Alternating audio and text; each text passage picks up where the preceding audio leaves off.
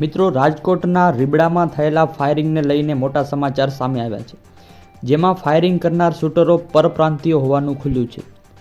3 વર્ષ પહેલાની માથાકૂટના બદલો લેવા ફાયરિંગ કર્યું હોવાની વાત સામે આવી છે.